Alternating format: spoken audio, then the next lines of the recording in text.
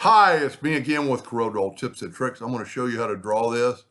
But the main reason for and even put this little shadow like these things are going underneath. The main reason I'm showing this video is to hold down the Alt key when you're cutting. Let's make this a little bit smaller, holding down the, I don't want it too big. We'll make it a little bit bigger. I'm going to hold down the Shift key so it'll grow inside. I'm going to Control D and duplicate it, holding down the Shift key and get that circle. Grab both ellipses and go to effects and blend, and I'm going to blend them 8 times. Now, this is where you've got to go to object and break the blend apart. If you don't, it won't work. Now, I'm going to Control G to group it, Control D to duplicate it, getting the 4-sided cross, and I'm going to go right to there. I held down the control button. They're both equal. But even if you didn't, and if you're off, you could hit L or R and put them left or right. Now, this is where you're going to want to hold down the control button or the Alt key.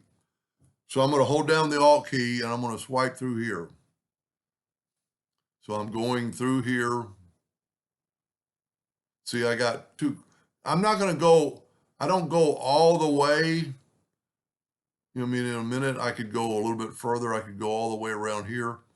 But if you make a mistake when you're cutting, then you're going to have to, then you lose what you already cut and you've got to back up. Then take these and just say, so I did half, now I'm going to do the other half. This is a pretty cool project with the shading. We're going to actually use the transformation or the transparency docker. See, I got really close, but I didn't cut it. Now, I made them hairlines, but I don't want them to be hairlines, but they were easier to cut because they were more distant. So I'm going to make them like 8 points.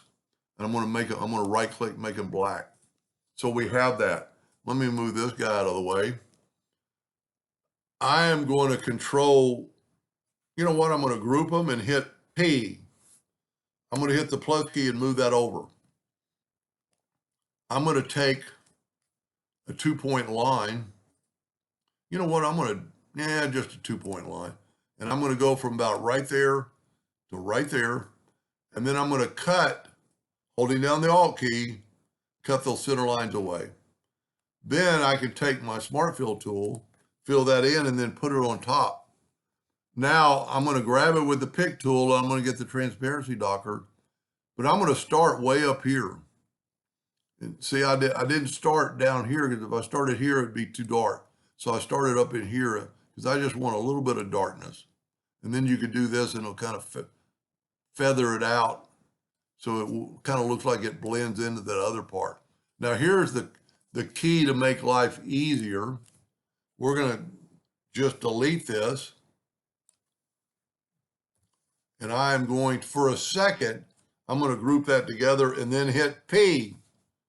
Now I'm going to go to Object, Group, and Ungroup. And I'm going to grab that transparency. I'm going to Control D, Alternate C, which makes it rotate from the center, and rotate it 180 degrees and see it put it right at that next spot. That's pretty cool. But remember, the Alt key is a big, big lifesaver. See, that way both transparencies are the same distance and shadow and exactly where they needed to be. Anyway, hope that gave you an idea or two, and thank you for watching.